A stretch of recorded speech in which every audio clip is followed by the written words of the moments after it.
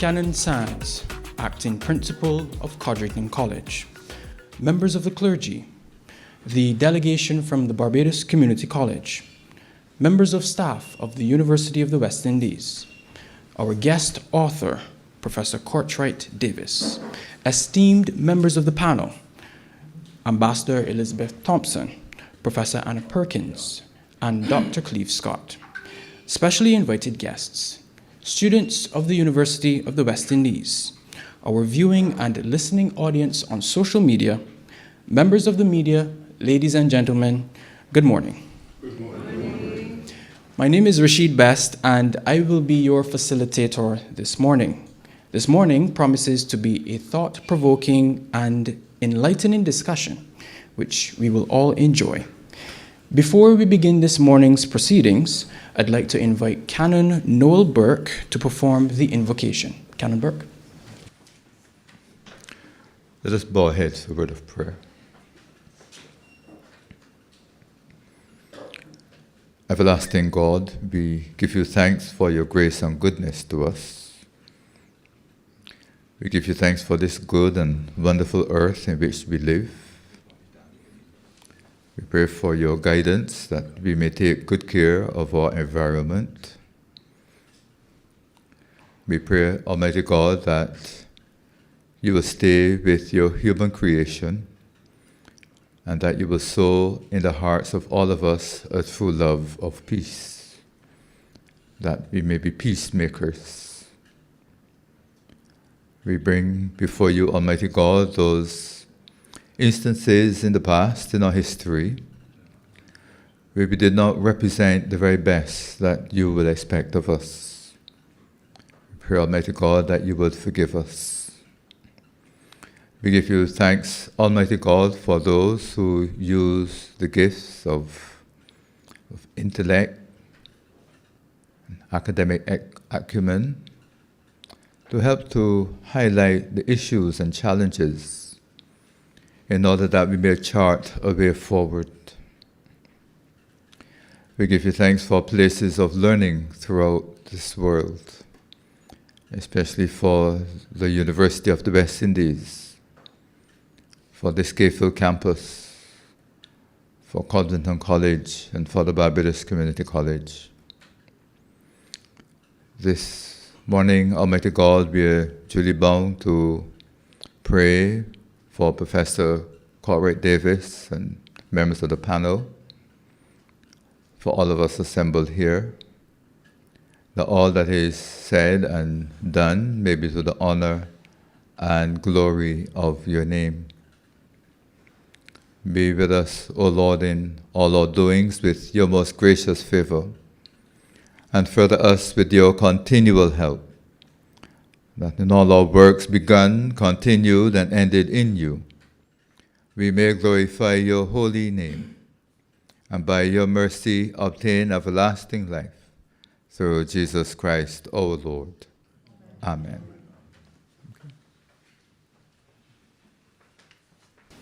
Thank you, Canon Burke. Ladies and gentlemen, I also wish to acknowledge Dr. Henderson Carter, who I inadvertently forgot to mention this morning. He's very pivotal to this entire event. So good morning to you, Dr. Carter. Ladies and gentlemen, the publication Emancipation Still COMIN, Explorations in Caribbean Emancipatory Theology, written by Professor Kortright Davis, will anchor our discussion at this 35th anniversary symposium. The themes to be explored, as you well know, in this wide-ranging discussion include the surging authoritarianism, fiscal instability, labor insecurity, climate threats, and digital disinformation. However, the question remains, 35 years after the release of this publication, how emancipated are we? This text explores the rich story of a Caribbean region which became a melting pot for religion, races, and cultures, especially during the period of enslavement. Taking into account our shared experiences of enslavement, colonialism, neocolonialism, and dependency, Professor Davis discusses the championing of human freedom as a key pillar in Caribbean theology. As mentioned before, The discussion will be anchored by the text and will feature several contemporary themes and discussion points which will serve to propel the conversation forward and to inspire a generation of thinkers, researchers, and leaders to become advocates for true Caribbean emancipation. Once again, welcome. We in the Caribbean can boast of our wealth of knowledge, skills, and talent. We have countless examples of exemplary sportsmen, intellectuals, leaders, and creatives. I am pleased to introduce one such exemplary creative and indeed a spoken word artist. Adrian Green has been drawing attention through the written and spoken word in an attempt to sculpt perspectives. He is an analog artist, preferring the unpredictable fidelity of flesh, bone, mind, and spirit in motion to the static convenience of the digital age, where shrink-wrapped information on a shelf is known as knowledge. Adrian believes that emancipation will always still be coming as long as we are waiting for it to be given to us. Please welcome Adrian Green.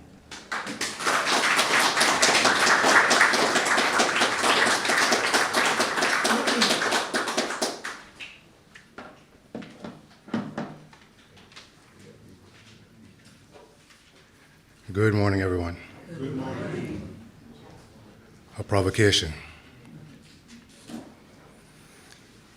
If freedom is never voluntarily given by the oppressor, but must be demanded by the oppressed, according to Martin Luther King, if we are to emancipate ourselves from mental slavery because while others might free the body, none but ourselves can free our minds, according to Marcus Garvey, then we may have made a terrible mistake. Errol Barrow bid us not to regard any of the great powers with perennial suspicion merely on account of their size, their wealth, or their nuclear potential, but to be friends of all and satellites of none.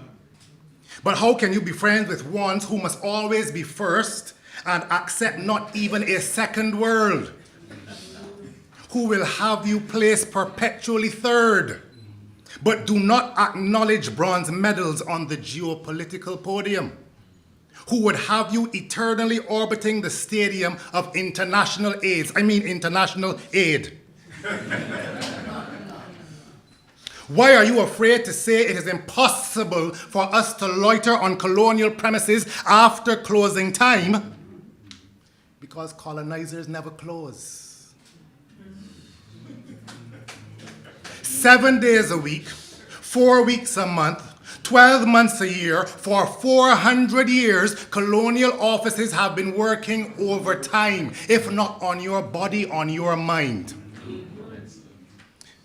According to Marcus Garvey again, mind is your only ruler, sovereign. The man who is not able to develop and use his mind is bound to be the slave of the other man who uses his mind. The colonizer, the enslaver, continues to use your mind by remote, through hours spent on social media, soaps, and sitcoms. They tell you it means situation comedy, but it really means sit and comply completely with the prevailing system. Electronic Valium, meant to quell the people's thirst for freedom. Mind is your only ruler, sovereign, except when your mind is taken over and even God is made in the image of the enslaver. And next to the 10 Commandments are placed slave codes and slave rules. You are presented with enslavement on one hand and freedom along with eternal damnation on the other, and asked to choose. Which is why I really appreciate your book, sir. And you got there far longer. You've been there far longer, and you got there before I did. But many years ago, I wrote a poem that goes, "Them would like to make we feel like we bound to lose when they pass their Negativity upon the news, but we refuse to be moved by their opinions and their views. For too long, we've been singing the blues. Now the time is right for we to sing the green, the gold, and the ites, and the facts, and counteract the facts.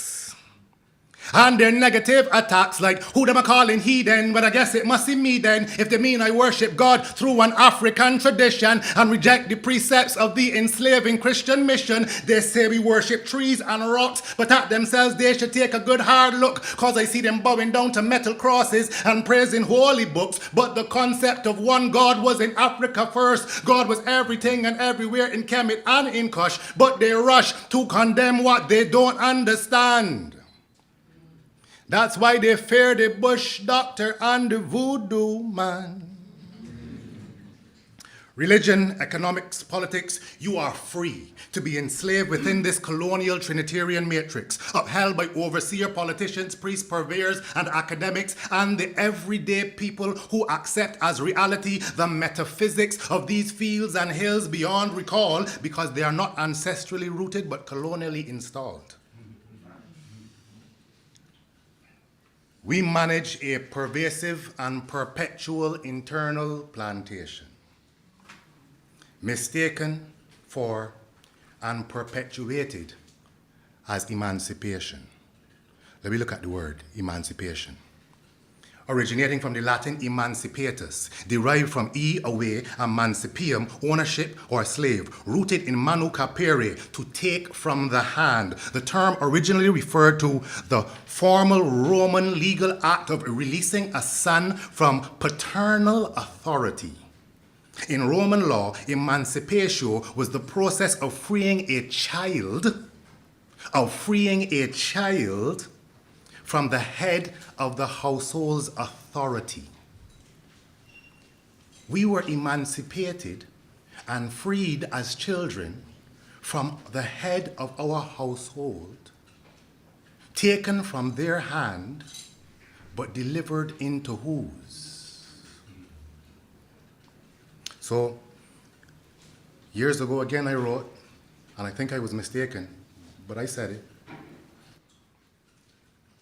We better be careful, children, cause it's like them want make we slaves again. I ain't trying to be careful, children, but they got people in this world bent on total domination, and they don't care if you starve or eat, as long as they got you upon the ground underneath the bottom of their feet, and them don't care if you die or live. As long as they've gotten from you every last thing you've got to give. Greed is their greatest character trait, and the greedier the man, the more they call him great. Napoleon, Alexander, Julius Caesar, international psychopaths of the highest order, could hold hands calm with Adolf Hitler. Do I really need to call the names of the more recent others?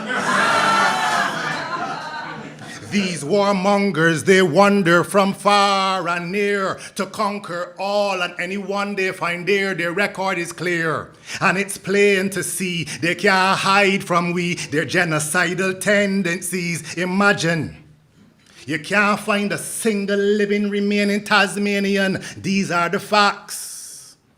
Where are all the Arawaks? I've been to America more times than one, and I've never yet met a single Native American. But you don't have to go to the Belgian Congo to know that they murder about 30 million or so. We better be careful, children. Initially I wrote, cause it's like them want make we slaves again. But maybe if emancipation is still coming, it should be, we better be careful, children, cause slavery never ends. Thank you very much, people.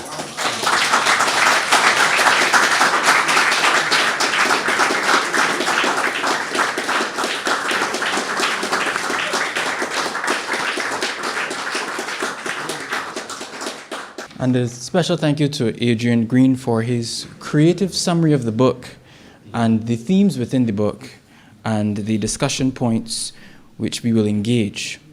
I will now invite the discussants or the panelists to take their places at the head table after a brief introduction.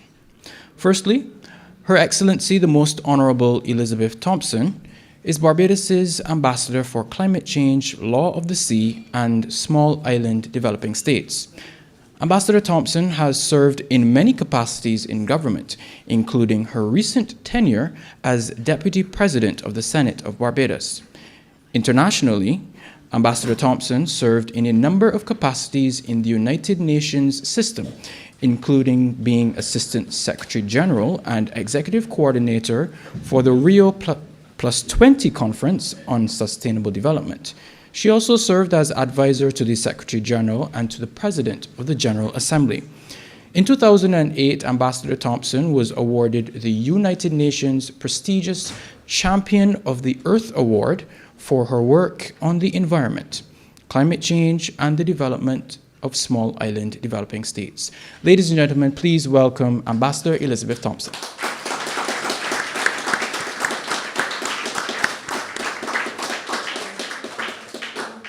Our next panelist is the author of this outstanding publication.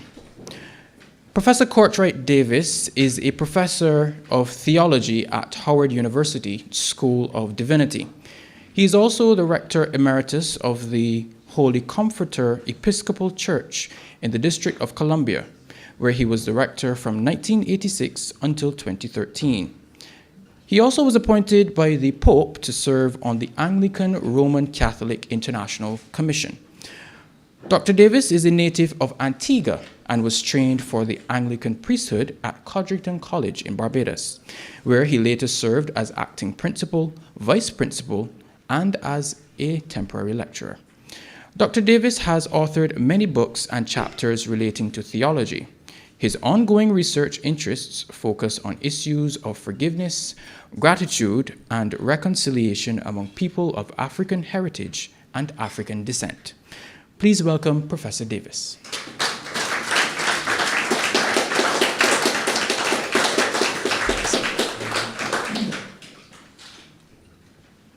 Thirdly, we have Professor Anna Perkins. Professor Perkins holds dual appointments at the University of the West Indies as a professor of Caribbean theology and ethics at the Mona campus and as a senior program officer within the Cultural Assurance Unit, Office of the Board for Undergraduate Studies, UWI Regional Headquarters in Jamaica. Professor Perkins is also adjunct faculty at St. Michael's Theological College. An eclectic researcher she is. Her teaching and scholarship encompasses ethics, justice, pop culture, sexuality, theology, scripture, and quality assurance. She boasts of extensive publications in these fields. Please welcome Professor Perkins.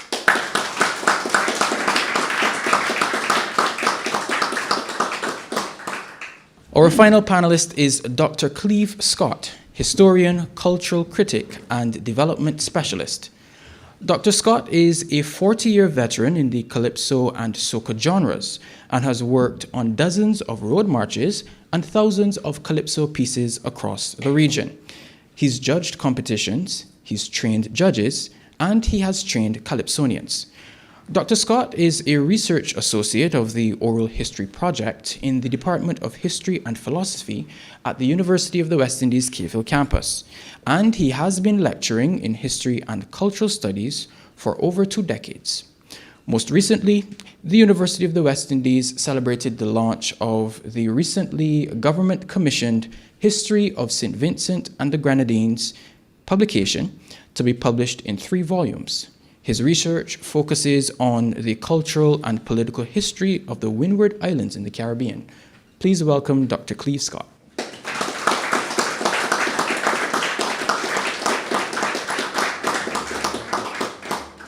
I will now invite Professor Davis to provide opening remarks and to set the context for this morning's panel discussion as we seek to ensure that we treat to each theme in a holistic manner.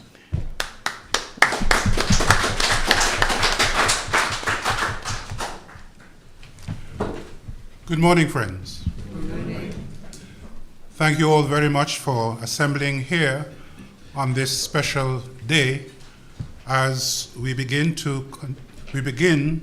another session of carrying on a conversation that predated me. It's a conversation that began in 1834 when my people in Antigua were set free, quote unquote, and they established their own freedom villages, the largest, of course, being called Liberta, and then Freetown. And then in 1838, it was followed by full emancipation, hopefully, from Jamaica, Barbados, and elsewhere. So the conversation about emancipation has been continuing, and I'm so very much appreciative of what Adrian Green did for us today, that he really provided for us a way of understanding what this conversation is continuing. So I thank you all for coming here to continue a conversation, because I'm sure that you believe as well as I do that emancipation is still coming. Now, this particular book that has marked the occasion on its 35th anniversary of publication was really the product of 20 years of gestation, 20 years. And I regard it from 1970 to 1990 when it was published. 1970 was when I was appointed acting principal of Kortright College. And as you know the history of Kortright College, Christopher Kortright had established a bequest that 700 acres of land in 2 estates in St. John should be kept entire with 300 slaves, and that the proceeds would be given for the establishment and pursuit of training at Kortright College. So I happen to be the first descendant of a slave to actually become the principal of Kortright College in 1970. So that was, for me, a defining moment as to where we were going to go. Because the very next year, the USPG decided to transfer the trust of the estates to Barbados. And sitting in the Supreme Court was Sir William Douglas, the Chief Justice. And in his ruling, he also said that since it was no longer possible for 300 slaves to be held entire as a labor force, then that would have to be abolished. And I was privileged to be sitting in the court when he announced that. So it was very fitting that when I published this 20 years later, that he should be a person who wrote an endorsement of this book, and you see it in the back of the book. So between 1970 and 1990, so many things have happened in my own experience. The Caribbean Conference of Churches was inaugurated, and I happened to be the coordinator of the inaugural conference in Jamaica, where the theme, the right hand of God, was conceived one night when I was lying in my mother-in-law's house in Christchurch, and rediffusion was going off. And just before they went off and they had the final prayer, and the theme, the right hand of God, came to me. So next morning, when we went back to the coordinating committee, I said, look guys, let's use the right hand of God as the theme, not only for the inaugural conference, but for the Caribbean as a whole. And it took off from that. And so we now have the Caribbean song, the Caribbean hymn, the right hand of God is planting, etc., etc. And we invited Philip Potter, who was another dependent of a slave, as the General Secretary of the World Council of Churches, to come to Jamaica and to deliver a historic address on the theme, the right hand of God. So it went on and went on. And during that time, Keith Hunt and Woodville Marshall and a few other persons in the history department here, we worked together to discuss emancipation and plantation and all those things. And in the midst of that, I decided to write a master's thesis here, which was eventually published. And I became, of course, as you know, the very first person to receive a master's degree in history from this campus.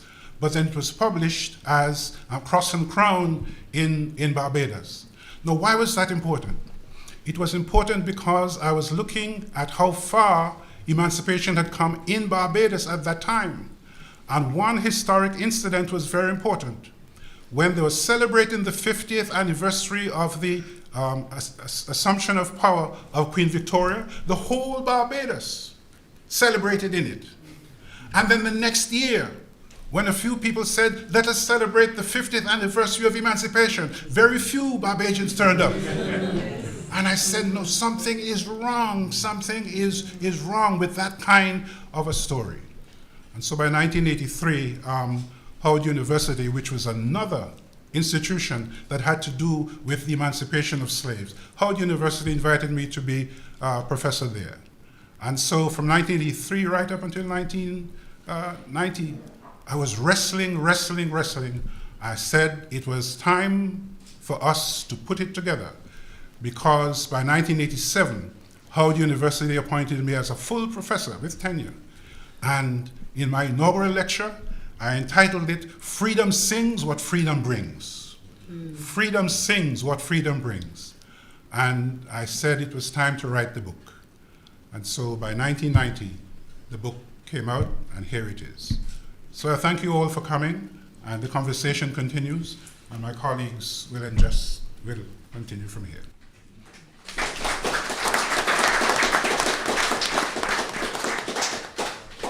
Thank you, Professor Davis. Professor Perkins, we begin with you. Sure. Give us your broad overview of the book and some of the major themes, that stood out to you that help us to answer the question, how far have we come, and is emancipation still coming? Okay. Thank you so much, Prof. Davis. Thank you very, very much. You know how I was inspired as a student by your work and continue to dip into it from time to time in my own work.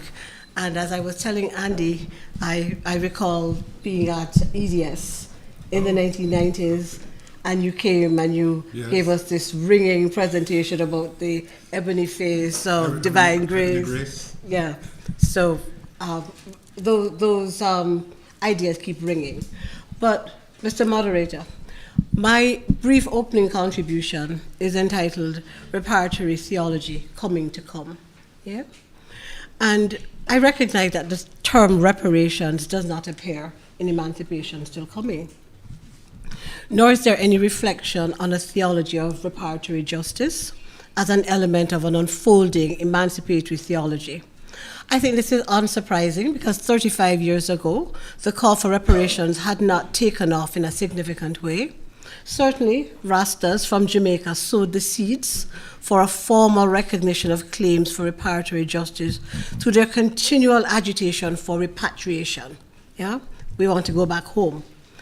But it wasn't until 2013 that CARICOM formed its reparations committee with a mandate to prepare the case for reparatory justice for the region's indigenous and African descendant communities who are the victims of crimes against humanity in the forms of genocide, slavery, slave trading, and racial apartheid.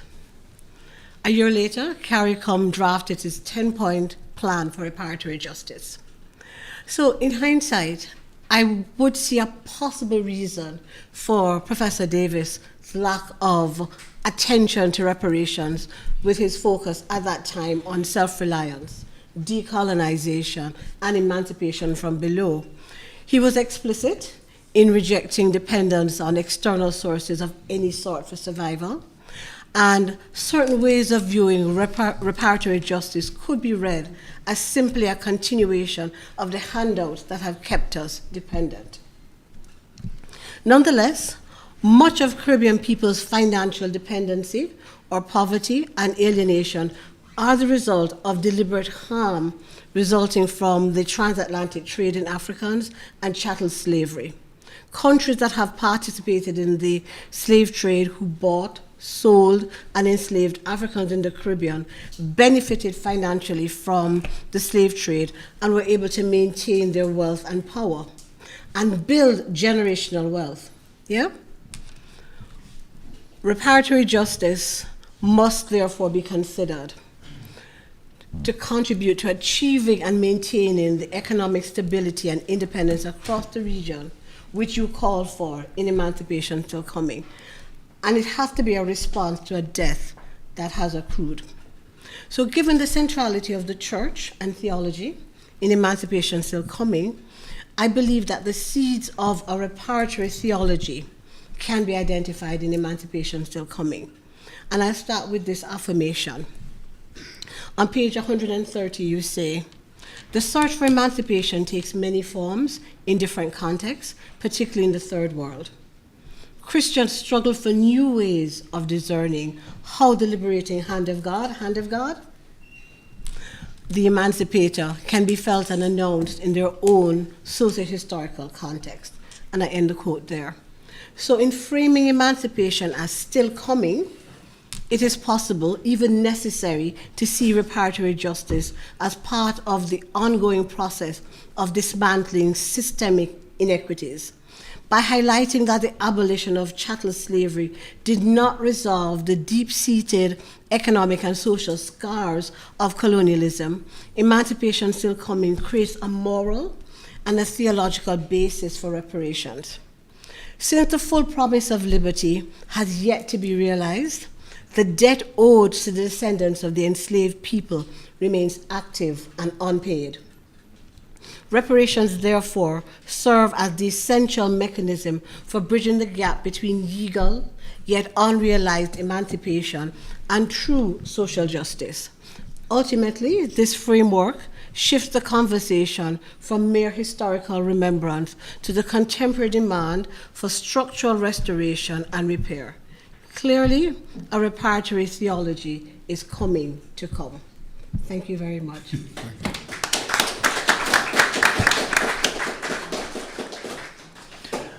Thank you for highlighting the theme of reparations as being relevant to the discussion this morning. Thank you.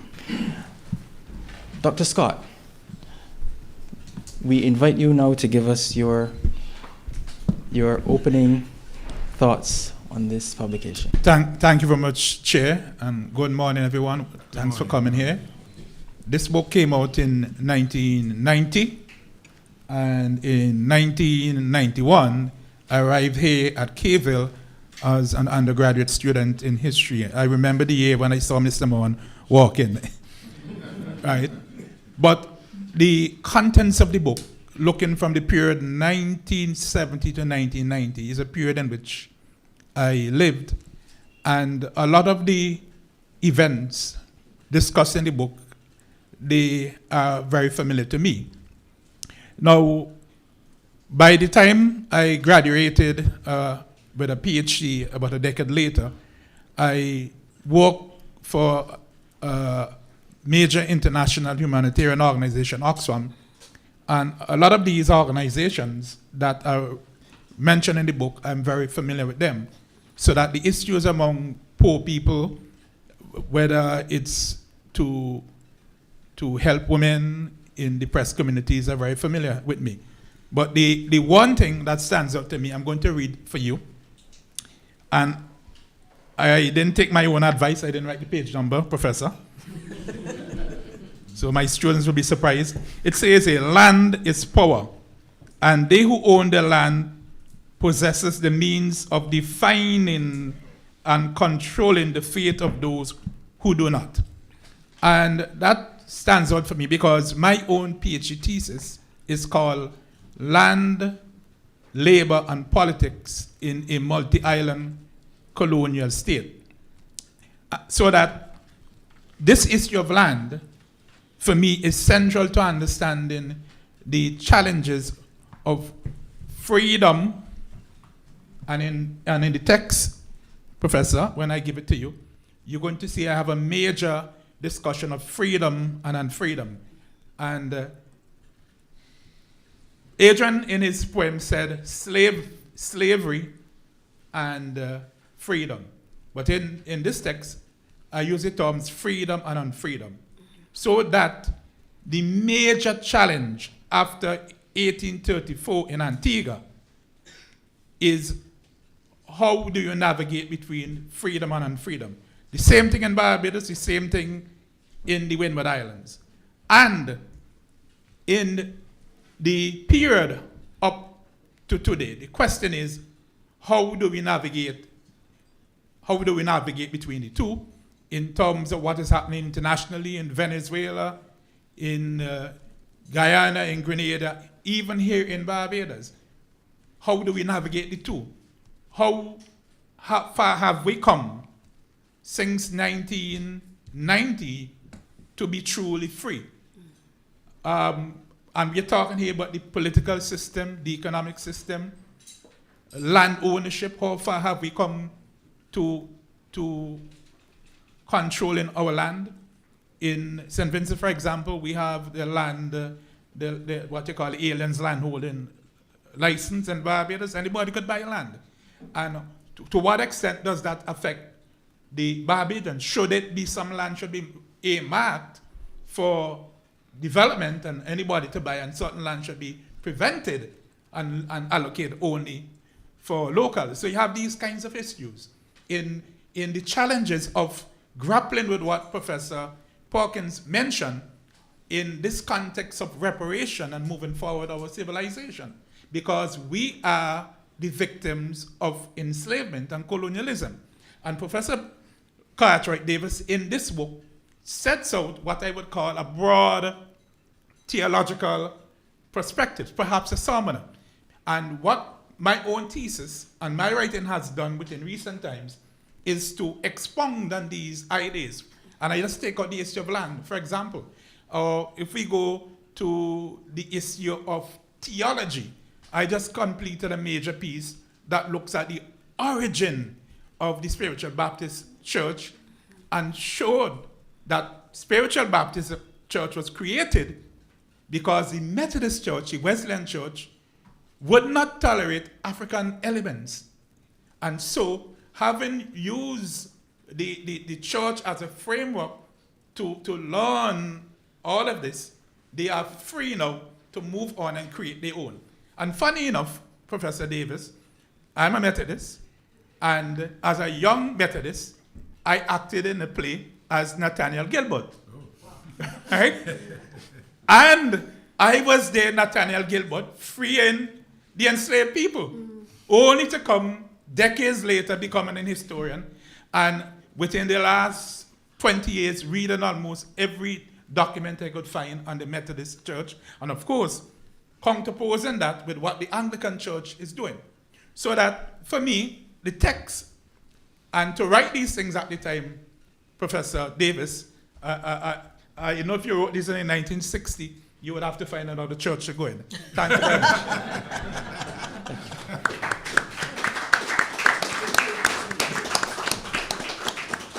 Thank you, Dr. Scott, for reiterating that the emancipation was indeed a landless emancipation, and we still confront those challenges today.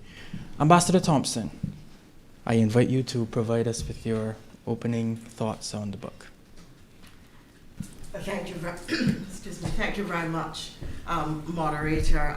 Please let me begin by saying how appreciative I am at having been invited to join such a distinguished panel, and I really am amused that they would seek a politician out. But I believe that I'm here because I am actually doing a doctorate in divinity. And so there is the link between the themes of emancipation, the emancipation that God provides, the emancipation that we find within the social, cultural, and social political context. And it is in that context, therefore, that I want to ground some remarks. The first thing that the book is really extremely provocative, and there were a number of questions that came to me, some of which you will have heard in themes raised by other speakers. And this issue of land. If you live in a world that is supposed to be a knowledge economy, do you really need land to be divine? Because the book talks about land being divine and land giving power. Or does knowledge and power reside in my fingertips? I get in front of my computer, I shut down your country. Do I need a square foot of land anywhere in your world, in your space. So, like I said, there are a number of questions that, because if we're looking at the premises of the book then, and where we are now in terms of development, that is a question I think that needs to be raised. Is the Caribbean still a civilization in the making, or are we a mature civilization? And if we are still a civilization in the making, seeking emancipation, what are the tools by which this emancipation can be delivered if in fact we still suffer, and the language used by the author is alienation, poverty, dependency, grave uncertainty, because those were the conditions at the time the book was written, and one could argue that nothing has changed.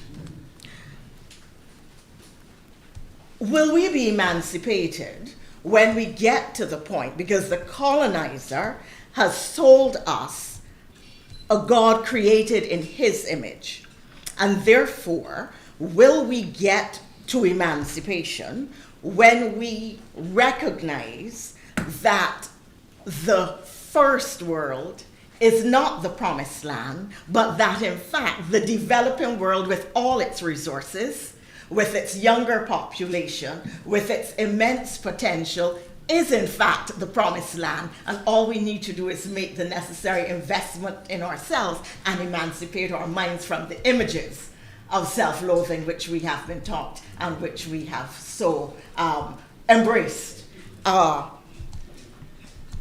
And I want to turn finally to, do you ever achieve emancipation in the socio-political sense, or must it be constantly fought for? So those were sort of the questions that when I read the book, I started to ask myself. And I want to raise one last point, if I may, as part of my opening remarks. And forgive me, I'm stammering a lot because I really am extremely tired. I apologize.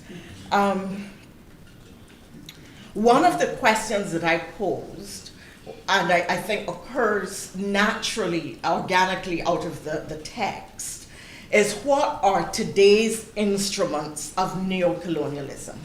And it brought me to the area which I'm studying particularly, because I am focusing on, my degree program is on spirituality, leadership, and social justice. And my particular concentration I've chosen is climate change. And therefore, my argument is, and Professor Davis spoke about, Perkins spoke about reparations. So follow my argument, even if I am not articulating it very well at the moment. We know that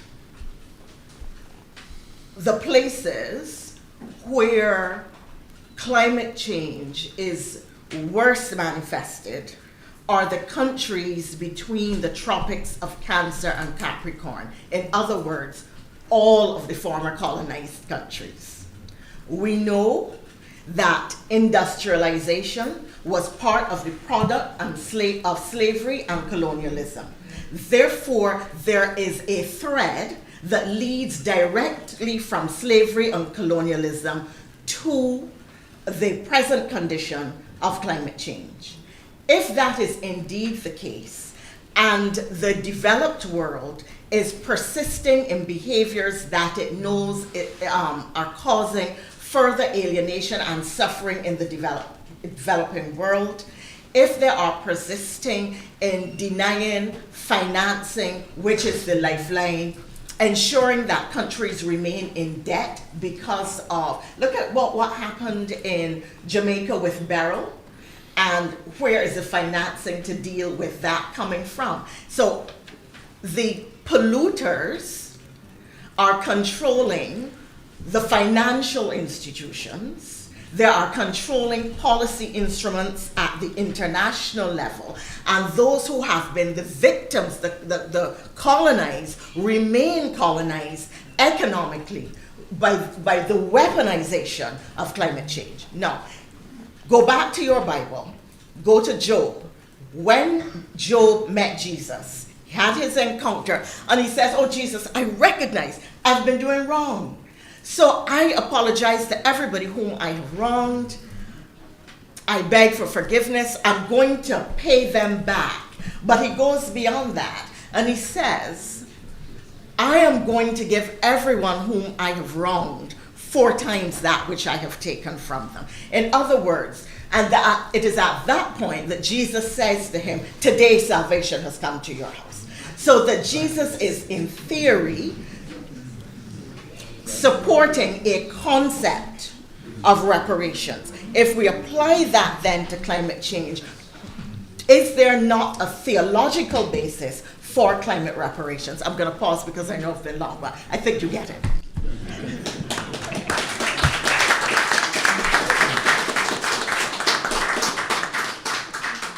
And just a reminder for the panelists, it is a free-flowing discussion, so at any time, any member of the panelists can respond to another comment, and of course, our esteemed author can respond as well. A number of themes, ladies and gentlemen, was raised just now in the opening remarks. Reparations, self-reliance, land and landlessness, freedom and unfreedom, theology, the Caribbean as a civilization or a civilization in the making, and climate change. All of these themes may seem separate and distinct, but they are indeed all interconnected. And we begin with the most recent theme as raised by Ambassador Thompson, climate change and a wider issue on global governance reform. Ambassador Thompson mentioned Hurricane Beryl and the international financing infrastructure, where we have to fight at the higher levels and in the global financial system to receive aid as it relates to climate change, as it relates to the impacts of climate change, the hurricanes, the drought conditions, developmental funding as it relates to the impacts of industrialization and neocolonialism. So the question now that we will discuss, and I believe Professor Perkins can lead this discussion, can reparations and self-reliance coexist? Given all of these challenges that we have, can reparations and self-reliance, which is a key pillar in the book, self-reliance, can they coexist in the 21st century? Yeah, I absolutely believe that they can, because there's not, to my mind, there ought not to be an interpretation of reparations as simply going begging cap in hand and repeating that cycle of dependence that Prof has been so concerned about, but really pointing out that we're asking for what has been stolen from us, what really is our birthright, if that's, what our ancestors would have passed down to us. And in fact, what you have gotten is ill-gained and does not belong to you. It's the result of stealing. And if you're a thief, you need to return what you've stolen. Yeah? And that's the basic argument around why reparations is not about, obviously, there are ways that we understand reparations that suggest that we think that we're going to, each descendant of an enslaved person is going to get some money from these colonizers. That's I think, a misunderstanding of the whole notion of reparations. Because certainly part of that, for example, really has to be debt forgiveness. Yeah, because they started us out impoverished by pulling from us all our resources and stealing the labor of our ancestors and so on, and set us off independently with little and nothing. Yeah. So what we're saying is that we've been mired in this larger financial cycle. Ambassador went in that direction as well, and so for redress to happen, that needs to be addressed. So we're not begging you for anything. We tell you, give us back what belongs to us. Yeah? But of course, part of what also needs to happen is a larger address of the way the financial system, the financial world is structured, because we're still on the losing end of it all. So just think about what happens, tied in with Ambassador's point, that we are very climate vulnerable. Your Prime Minister talks not of climate change, Ambassador, but that it's a climate crisis. She's saying red alert, red alert. Things are really, really bad for us as people, right? So what she wants, for example, is to build in a kind of loss and damage fund. Ambassador, I suspect you can speak more knowledgeably than I can of that. But in other words, the financial system should not be rigged in a way that actually mires us more deeply in death and poverty when you guys set it up to begin with. Ambassador Thompson, the Loss and Damage Fund. Could you provide us Can with you further? speak? Yes. All right, so my question would be, which one?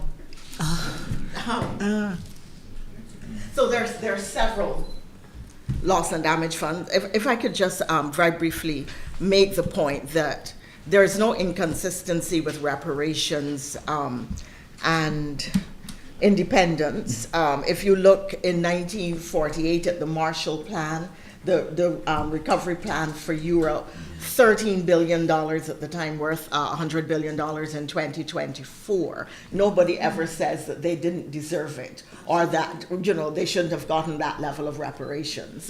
There's only a problem with reparations when it is black and brown populations and primarily black populations. Okay, so there are several loss and damage funds. The one set up by the United Nations coming out of the United Nations Framework Convention on Climate Change, UNFCCC, the climate COP 3 years ago is Barbados served on the inaugural board. It was capitalized at I think about $700 million. Barbados was the first country to host the board here, and I was able to persuade them, because I was Barbados's representative, that the operational modalities for the fund should be called the Barbados Implementation Modalities, or the BIM, and that 50% of the resources should be reserved for small island developing states and LDCs and should come to us as grant funding and not loans. We were able to get that. So I think that Prime Minister Motley's international advocacy and her role in the conceptualization and advocacy for the Bridgetown Initiative really is bearing fruit, but I don't think the population see the nexus between what she's doing. Now, the problem here is you agree to a fund 3 years ago, you started virtually with $700 million. Jamaica is devastated by, and at last counting, the resources needed for rehabilitation was $10 billion. But 3 years after capitalization, you have still the same amount of money in the fund. And you, meaning the developed world, is saying, but you know, we really want to help you. And I agree with Professor Perkins. You have taken our resources to build your economies. You continue to do so. Really, in every legal system, in the environmental space, the expression is the polluter must pay. If you are a criminal offender, you expect to pay either with financial reparation or spend time in jail or with your life, depending on the legal system, etc. It is only within the climate space that there is this problem of compensation for those to whom you do harm, which is a basic underpinning philosophy of all legal systems. And Ambassador Thompson, is that another example of the need for global governance reform? Well, why should I give you my chair if I'm seated so comfortably in it? I will not. And that is the reality of power. Power, and you said it in the beginning, power does not readily cede to the powerless. Powerless does not encounter the oppressed and feel magnanimous. Power wants to retain its preferred position and to do everything to create a greater security for itself. What was that, Professor? If the example of the lack of climate change... Sorry, I did not sleep last night at all. So. The climate change rehabilitation efforts, if the lack of those efforts by the developing countries, is that an example of the need for global governance reform?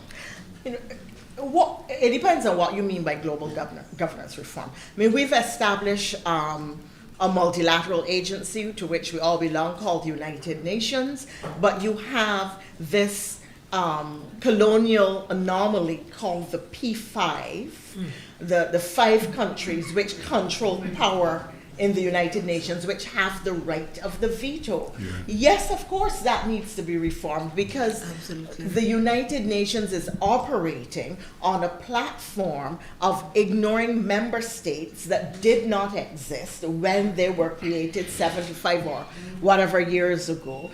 And those people really, you know, you turn up for the family photo, you are part of the convention, but you are not really wielding power within the organization. And until there is reform of the United Nations that takes cognizance of the sort of the countries we have now and recognize them as sovereign, and therefore having equal voice, then your space in the international sphere will continue to be constrained by those who hold power and are not going to cede it to you. And I think that emancipation, still coming, raises the question of who is our community and how do we fight in community? When you look at what is happening in the Caribbean now with some countries saying it's okay if you bomb Venezuela and all the drug boats in the Caribbean Sea, it doesn't matter if they're fishermen, and others are saying this is not acceptable. The divide and rule principles is still very much alive, and therefore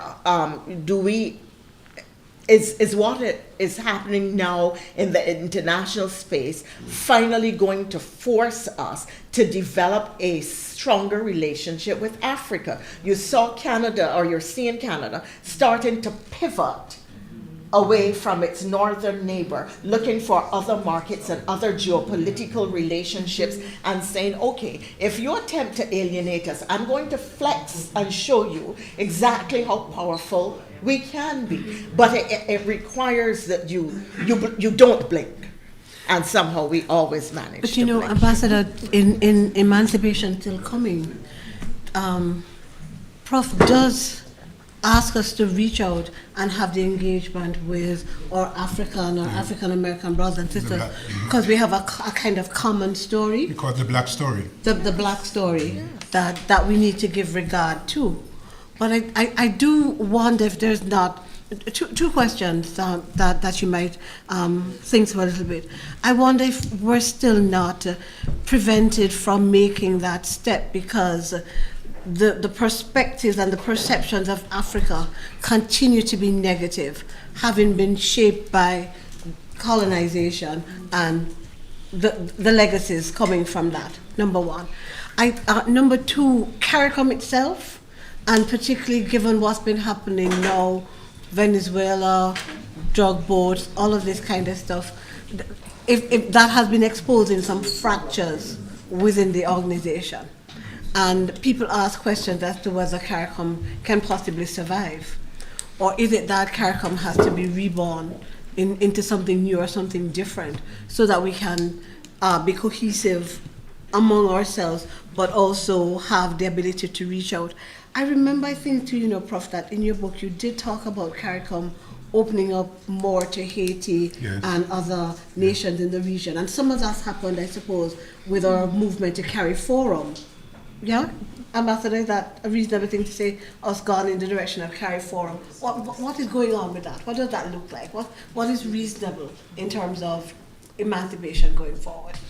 I think that nobody, I mean, I took my nephew to Africa for his 21st birthday as my birthday gift to him because I wanted him to see a civilization that wasn't North America, Right. and to understand our origins as black people. I don't think that anybody, any Caribbean leader today believes that Africa has a negative perception of Africa. I think there is continuing suspicion between the continent and the Caribbean as to our capacity to work together, because distrust among black populations really has been ingrained. You know, we don't see a sense of brotherhood or sisterhood. I'm really pleased to say that when I was ambassador to the UN, the recent efforts between CARICOM and Africa really was part of my work. It was the initiative that Barbados should meet with the then president of Kenya, and that we should have a Caribbean meeting as well, and the things that we should seek to explore was really my initiative, so that there is keenness. I mean, we've seen more and more of it. The challenge is, if Africa looks to us, we are not an attractive market. We're not large populations. You know, so if you look at it from the trade perspective, you're going to seek the larger markets. We have to get them to see us as attractive as a market, and as a transshipment point, perhaps easier linkage, because they can get, for instance, they don't need visas to come to Barbados to go on to other places, to go through London, which is the preferred route. They need visas. Right. So these are the kinds of things that we really have to be exploring. COVID, we had started at the UN, again, when I was permanent representative to the UN, and it's such an amusing title, because nobody is a permanent representative. You get called home. But when I was ambassador to the UN, we had started a group called AFCAR, Africa and the CARICOM, which had then become the largest bloc within the United Nations system. And people were beginning to get very nervous, because can you imagine Africa and CARICOM unifying on critical issues within the UN system and voting together? It was doing very well. We had a number of meetings. We agreed on a number of issues, and we actually made more than one statement, policy statement, as a unified group. Unfortunately, COVID interrupted. Several of the ambassadors who were there came home or went on to other places, and there wasn't, post-COVID, the same degree of enthusiasm to take it up. But initiatives like that really have tremendous potential, because if we are able to vote in the international sphere as a single bloc, then we will wield tremendous power. And it is, we have to see the potential in that power and leverage it for the benefits for our people and the changes within the system that are going to propel us really into the decision-making positions. It really depends on who you are, who you think you are, and where you think you are. There's a great distinction between being seated at the table or being on the menu. And quite often, even though we think that we are invited in and allowed to come into positions of discussion, etc., we still recognize that we are on the menu because they're going to eat us up. So what's important in terms of what I'm calling the black story from here is really beginning to transform ourselves into what blackness really means, right? Part of my creativity, quote unquote, is to develop the phrase ebony grace. And I published a book entitled Compassionate Love and Ebony Grace. And it had to do with not only the power of blackness, but how blackness is going to create an impetus for partnership, real partnership, especially between the Caribbean and Africa. Now, 113 nurses have just been invited into Antigua. Antigua has a population of less than 100. but 113 nurses from Ghana have arrived in Antigua to help with the situation. I know that Africans coming into the Caribbean has been a discussion even here in Barbados and elsewhere. But somehow or the other, we do not have the right to be afraid of one another. And so to the extent that we are able to create that kind of partnership and co-identity is going to make a difference. But when it comes to power, power has one rule: thou shalt not let me go.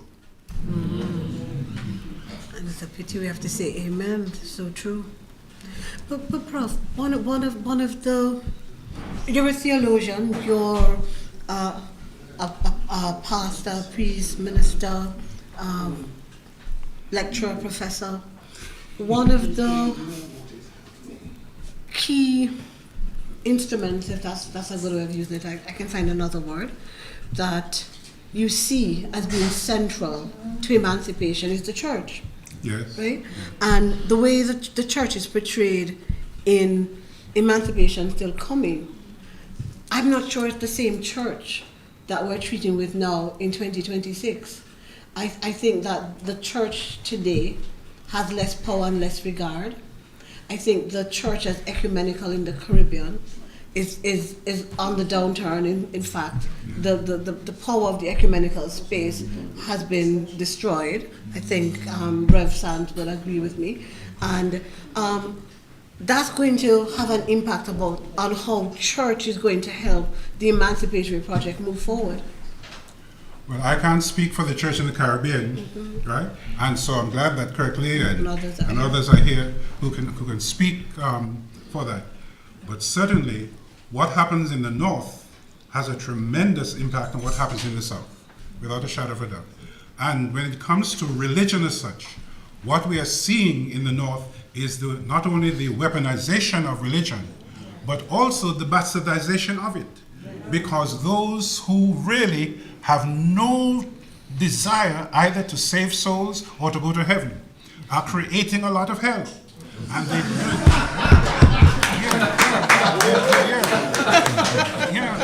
they're doing that, yeah. And unfortunately, they're able to recruit religious leaders, etc., especially through the media, to speak on their behalf and to speak for them. So that religion, far from being an instrument of liberation, has now become both an instrument of domestication as well as an instrument of division. And so that's the reality which we are dealing with back in the North.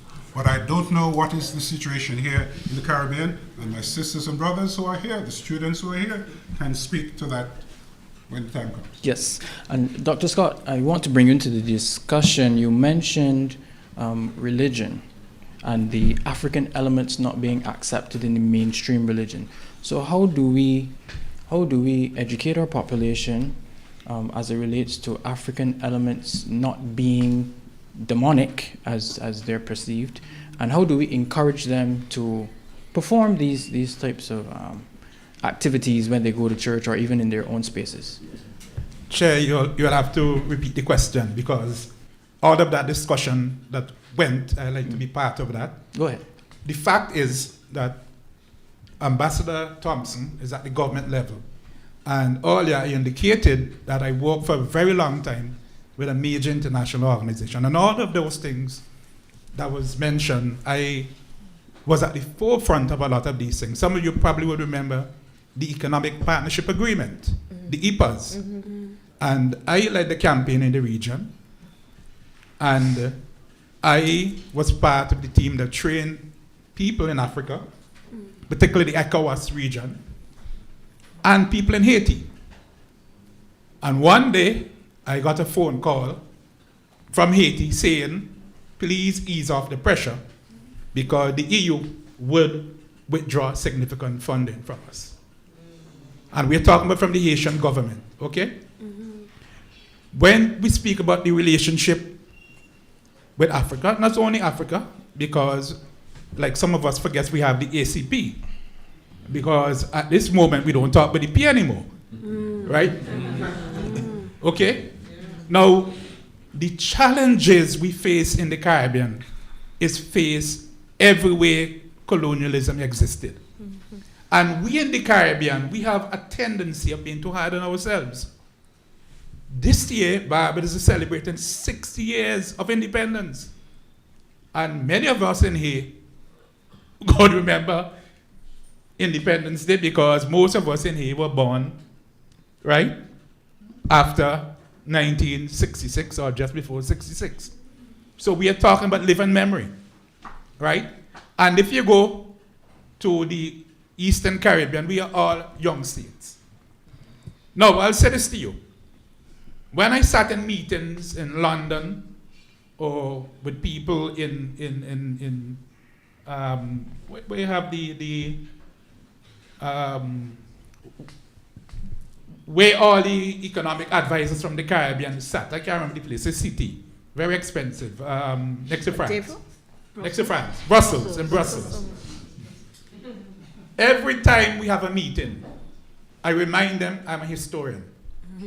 And I said to them, no two Caribbean countries ever wage a war on one another. Barbados never fought a war against Trinidad over flying fish. But they couldn't win. She would call on them to bomb. Right? And they would say, what does that mean, Cleve? I said we would argue and disagree, but we would never fight.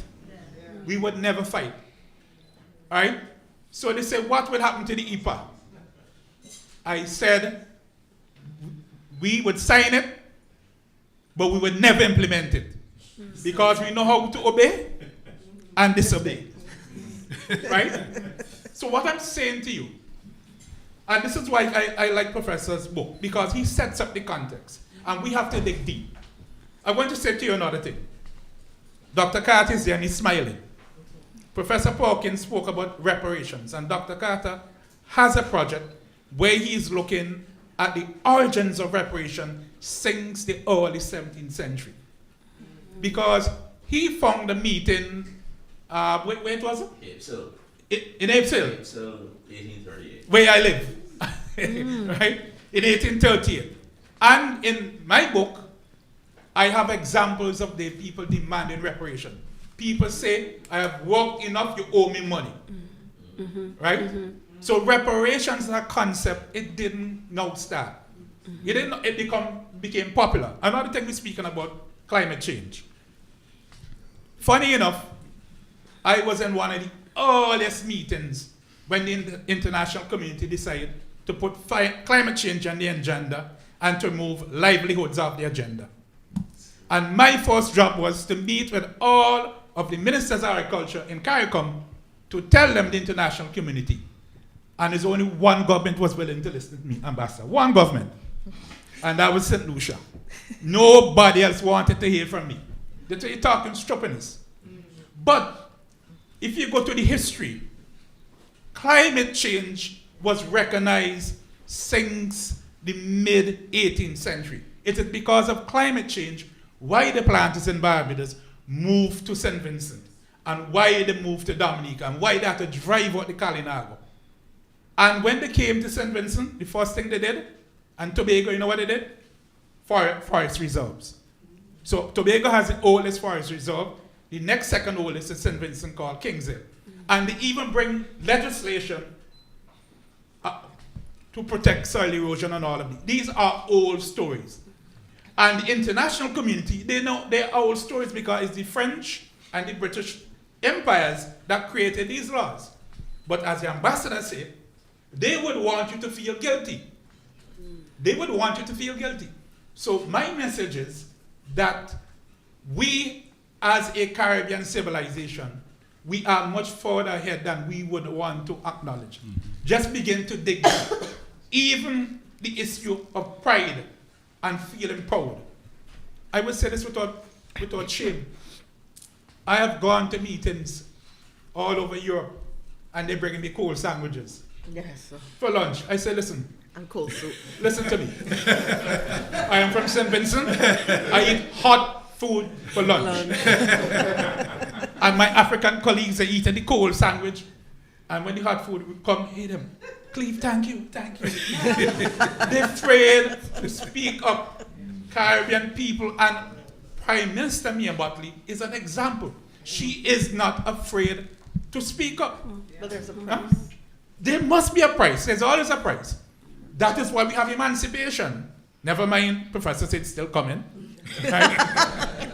Because, as he said, it might not come today, it might not come tomorrow, but, Professor? He's coming. It's coming. You still want to ask a question? Yes, Dr. Scott. I will blend it with your comments just now because. May I make Go ahead. quickly just Go ahead, an Ambassador. intervention? You will forgive me. You know we're in a political season.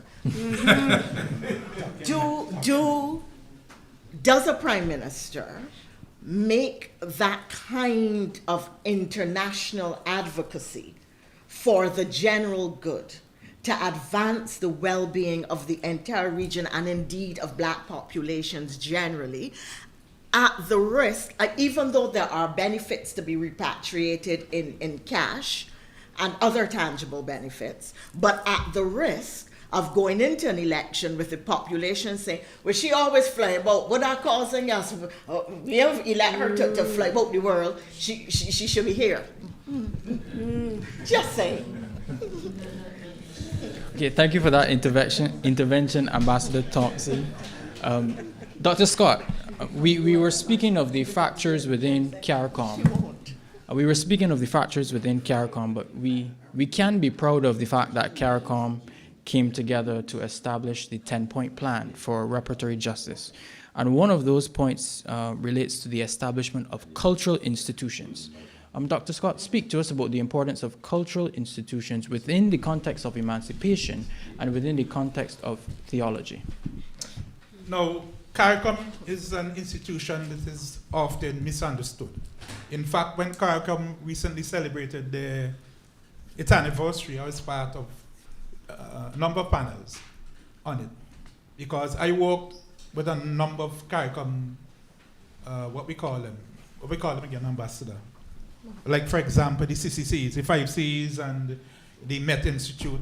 What we call them again? Organs? I think we call them organs. Institutions. Institutions. Organs, yeah. Yeah. And there are about 50-something of them. And people don't know that. By extension, the university here, we are part of it. We have the Council for Trade, COTED, Trade and Economic Development. You have the section that deals with culture, the culture desk, which I've done work with. They have so many institutions. But the challenge is the communication aspect of CARICOM is very poor. The average people don't get to hear enough. And that is why what Ambassador Commission does every Tuesday is quite commendable. If I don't see him on a Tuesday, I call him and ask him, where were you? And he might say, well, I had to go up with the Prime Minister, because we need that. And in fact, I've been advocating for similar kinds of programs in the other countries. Now, the institution that is more effective and better than CARICOM, people ignore, which is the OECS, right? Now, Yes. I'll give you a joke. One time I went to St. Lucia, on Monday, put down my passport. The immigration officer flipped, couldn't find any way to stamp. He gave me back my passport and said, do not come back with this passport. I went back in the Wednesday, went back to the same officer, gave him his passport, he flipped through. He looked at me, he said, you are here Monday and I tell you don't come back? I say, yes, he strips his teeth, give him back my passport. I went back the Friday, went back to the same officer. He said, you again?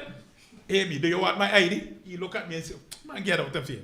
Because you could go to St. Lucia and you could remain anywhere in the OECS, you could remain indefinitely on your ID. No, St. Vincent and Barbados, you could come and remain indefinitely. And since when? October last year? Ambassador, you have the numbers? No, I do not. No, because this room will be filled of Vincentians because you know Cleve down here. You see? So the point I'm making is we have a lot of fear-mongering. And people sometimes, when they don't understand things, that's why they say, why the Prime Minister on the planes so often? So how are the Prime Minister going to speak to the Prime Minister of England? On Zoom?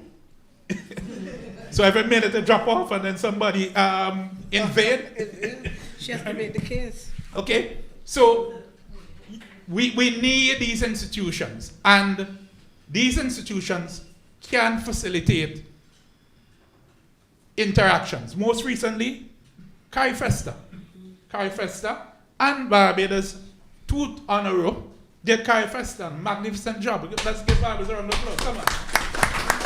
Because right here on this campus, right in this room, right, Dr. Carter, we had an event for CARIFESTA, right? Dr. Burrows, CARIFESTA. And I had the opportunity to go to CARIFESTA in St. Kitts. I had the opportunity. And so we have CARIFESTA. We have the other kinds of events, the various festivals around the region. Right? Well, that's sports. Okay? And we will only get stronger as we move on as a civilization. We are young. St. Vincent and the Grenadines, I was on the Independence Parade at midnight. I was there, and I don't think I look like I will. So, in my memory, we are still young, and we could only build a civilization. But let's go back to the central issue, the issue of a theology. And at the time Professor Davis was writing the book, we were experiencing a series of changes, and he mentioned CADEC and the World Council of Churches. And we speak about the idea that the church is getting weaker. I don't agree. I always say that times change and people change. Once upon a time, everybody would go into the church, but people probably staying home now and watching it on Facebook, on YouTube. People probably go back and listen and then go and read the Bible and so on. But by and far in the Caribbean, people are still very religious. And Professor Davis has mentioned that. I like the way he put it. And I always say, you can imagine if people don't believe in God in the Caribbean? And you put on 18% VAT? Thank you, Dr. Scott. As the conversation continues, we now open the floor to members of the audience who wish to engage with the panelists. You can approach the microphone in the aisleway to pose your questions. Give their names. And if you can state your name and the institution or organization you're representing, that would be helpful. While somebody is preparing to come, may I throw an idea, a question out? Do we have a Caribbean theology or Caribbean theologies, which is something that is raised in the book? And to what extent are those theologies underpinned by African traditions of which we feel a sense of pride? Dr. Perkins, that's yours. Well, we certainly have Caribbean theologies because we're reflecting on our relationship with divinity from different perspectives. But we can very easily just speak of Caribbean theology.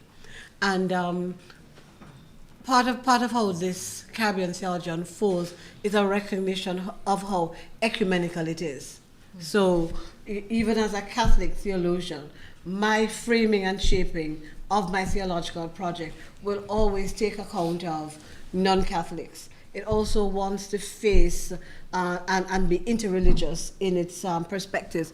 It also even wants to face, in a certain way, cleave the perspective where people talk more about being spiritual than being religious, yeah? Yes. And the recognition that more people are becoming nuns, N-O-N-E-S, because they're not religiously affiliated, not N-U-N-E-S.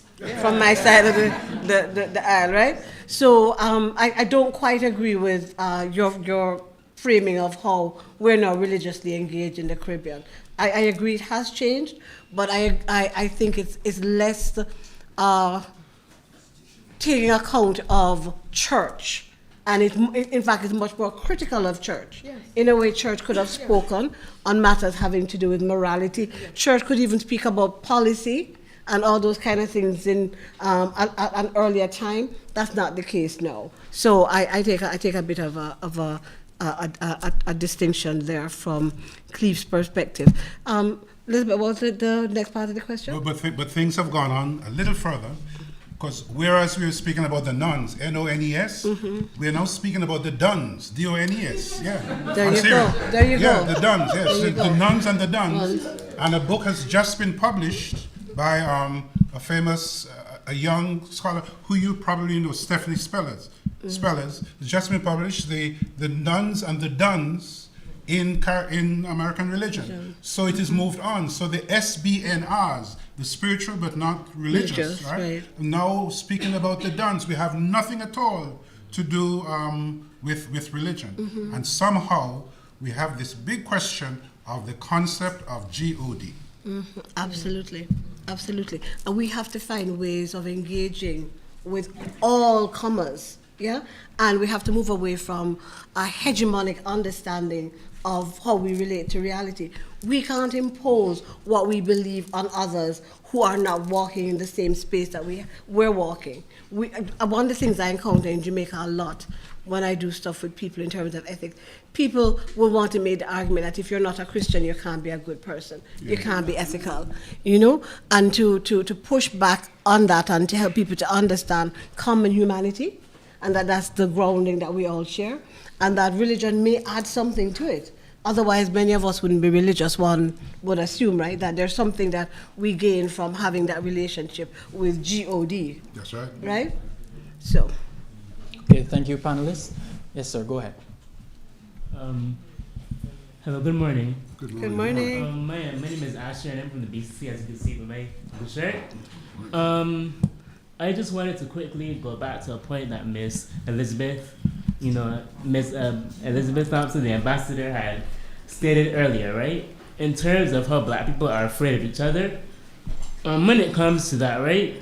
I have my own experience where I traveled to Puerto Rico, which, we know is mixed up of a lot of different, a lot more mixtures of people that I know here, right? You will see a lot more whites, well, at least in terms of the skin color, or maybe browns if you're lucky. But from what I had experienced, right, I had went to a mall, a simple thing, because it was a cruise ship. I just went to visit on a mall, right? And I wanted to buy white shoes for an upcoming school term. I went to the mall, this shoe store. I asked the lady in the front corner who, although she was nowhere near my complexion, she had extremely bouncy curly hair. So anybody else would imagine that she's me, right?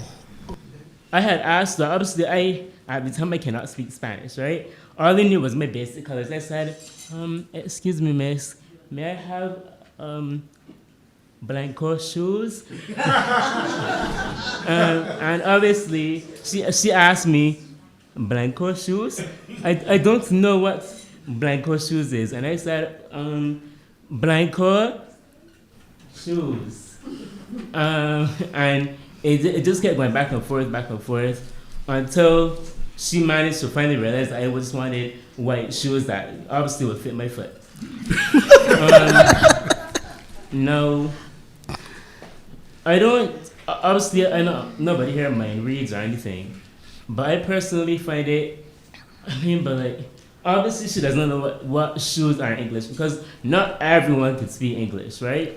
Like me, I believe that some people have the automatic assumption that some people, regardless of where they're from, automatically know English, and it's wrong. So, but at the same time though, maybe it's just my own personal opinion about it, but if I'm pointing at my foot, the silhouette, and they say blanco, she was older. She obviously was to be working in a shoe store. Blanco pointing down, what else could I possibly want? So, and that happened like years ago. Like I was probably 8, 9, 10. Like I even set my obviously not my 11+ exams yet. But the way that the experience that just happened, and to me it seems so unorthodox and random, because if I go to a shoe store asking for Blanco shoes, So you believe then that this but is my the case? question Go is, ahead. when it comes to how you would want to combat or at least acknowledge the fact that Black people need to connect with each other more, because obviously, you know, there's Africans, Caribbeans, or any other places where there are Afro-Indigenous or Afro-Caribbean, any of our kind of people present. How would you, Ms. Ambassador, think to maybe not correct, but at least show some acknowledgement or enlightenment for the people that I believe personally should not be afraid of each other? Thank you, sir. Ambassador Thompson? I think that we are, at the moment, in the Caribbean, really trying very hard to build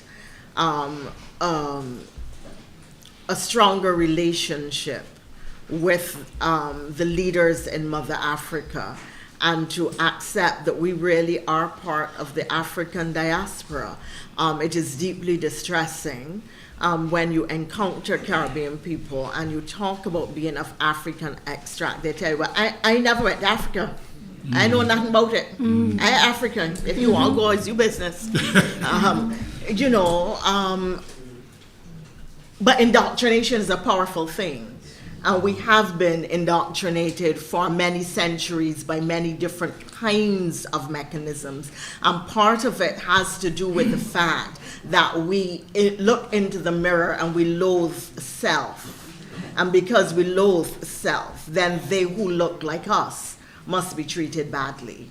And you see it manifested in many ways in the way, in common spaces across our Caribbean, in the way that we find ease in being rude and unkind to each other.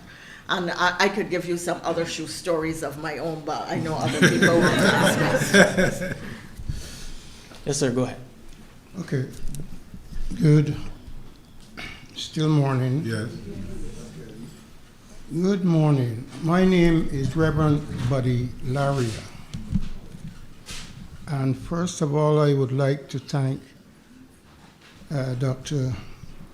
Carter for sending me the notification of this symposium. And when I saw the title, Emancipation Still Coming, I said, okay, I must be here. And with all that is said from the panelists, I would say I said to Professor Davis when I came in, my book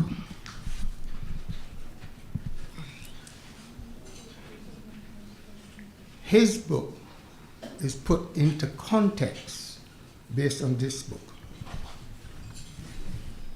And I could say also, to support what I'm saying, is that his book has also could be put into context this book by Ambassador David Comachon.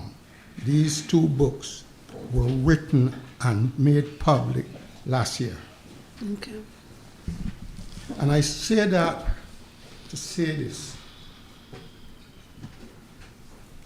All that you have said, next year, the 17th of February, 2027, put all that you have said into context, because it is the 400th anniversary of Barbados as a place we call Barbados. Mm-hmm. And Barbados is the place that is well known where racism was put into context. Classism was put into context. Sexism and other ism have been put into context. And Barbados influenced the rest of the world because when George Washington came here in 1751, he took back to America the Barbados Peace Charter, and he took back the Barbados Slave Code of 1661.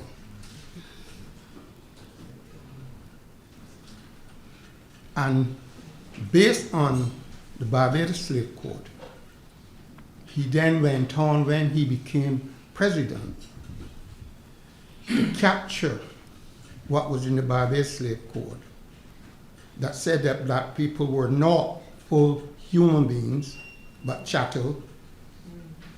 So all of us here, the poor family, live in chattel houses. He said that black people were only 3/5 human beings. And from then, all ethnic groups of the world put us into the category of inferior beings. Now, what is very important, and I'll end this, so you get. For those of you, and I'm glad that you put it into context of religion, because Barbados started that when the English landed here on the 17th of February, 1627. Well, the first thing they did was establish the church, St. James Church, first church ever built in Barbados,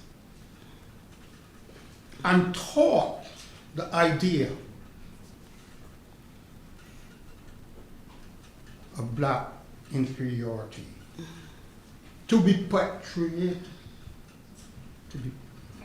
perpetuated indefinitely, because it was based on the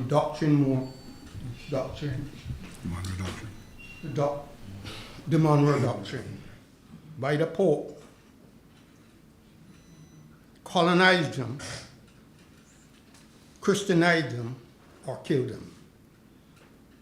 We must understand that in next year, when we commemorate, if we commemorate it appropriately, the 400 years, we won't have these kind of discussions anymore.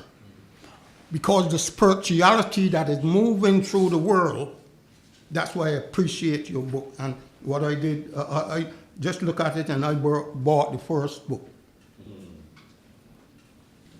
And and there's this one. I close now with this. We are all subject to a depopulation program by the people who use GOD, gold, oil, and drugs. That is their doctrine. And when I found out that, the depopulation, this is the book I wrote. To all world leaders, it was an open letter, 1990. After they responded, this, to the people of the world, same 1990. And these two books prevented what was planned for 1992, which was the 500 years of Columbus landed in the region. Please Google the Columbus lighthouse, the Columbus Lighthouse, and see what was planned for 12th of October 1992. All the religious leaders of the world was to be summoned to witness a projection of Jesus Christ coming down. Please, this thing is deep. And I thank you, Professor Davis, Thank you for very putting much, that sir. so that I could come here. This is the first time I have had the opportunity to say these things publicly. I thank you very much. Thank you, sir. Thank you, sir. Okay. For our remaining audience members, I will respectfully ask you to pose your question. We will have time after the session to fully engage. So, yes, sir, go ahead. Good morning, everyone. My name is Stefan Cheltenham. I am a student here at the university doing history. Thank you to all the beautiful panelists this morning. The conversation was very engaging. I had statements to make and kind of answers that were already questioned, but I will still post them. One question was if, according to the panel, the developing countries are built on capitalism and imperialism, why do we keep changing windows in a house that is burning? The second one would be, if we're starting from the ground up in reconstructing how we think as emancipation is still coming, which will be a mental thing. How important is metaphysics in our education system, the greater physical? Understanding God within myself and everything around me, understanding what it has the negative connotation now over there, understanding the allegory of the Bible, which is very much is an allegorical book, and so on and so forth. And then on listening to the compilation of the panelists, it sounds very much like the message of the prophet Marcus Messiah Garvey 100 years ago. I come from a household with hardworking parents who are prominent in society, and I cannot ask them to elaborate on the message of Marcus Messiah Garvey. So I would advise everybody to look back into those things as we're here at the evolution of our history right now. Thank you. Thank you, sir. Thank you. Panelists? Thank you. Anyone? I take a lot of what he says. The fact that we are able to have a conversation such as this does point to the effectiveness of Garvey's message 100 years later. He was, the prophet not accepted at its own time and so on. So it's a process that we're going through. It's still coming. Yeah. Yes, ma'am, go ahead. Good morning. Good morning. My name is Cecilia. I'm here reading about the ability and foresight of the previous enslaved Africans to pull the resources together after emancipation. You spoke about several things. We spoke about the colonizers. We spoke about knowledge economies, weaponizations, climate change. And what about looking at some behavior change by infusing this topic into a lot of our frameworks, making it more active and more current?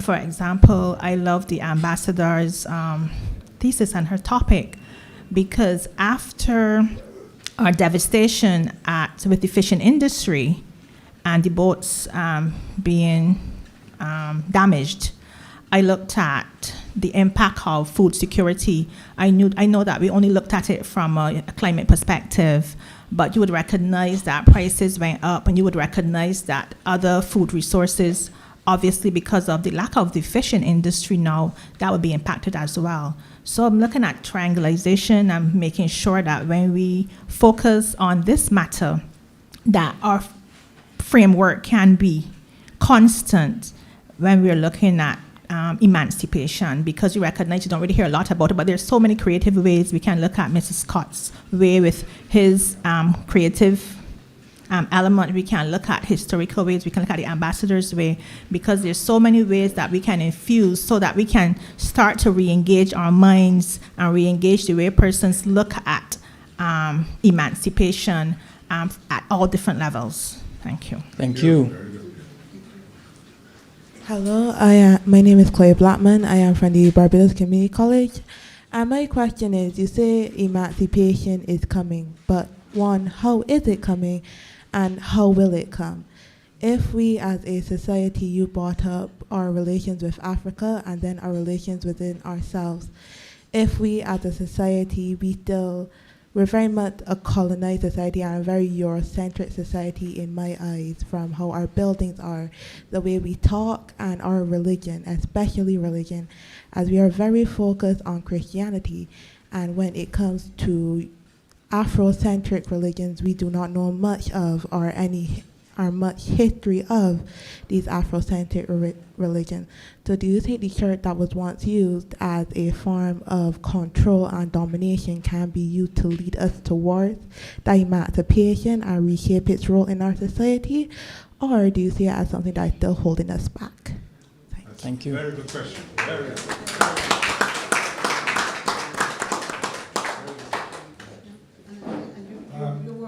That quite effectively. This may be a time for me to go into my normal way of alliterations. And in answer to that very important question, I want to leave you, my sister, with 5 M's. 5 M's.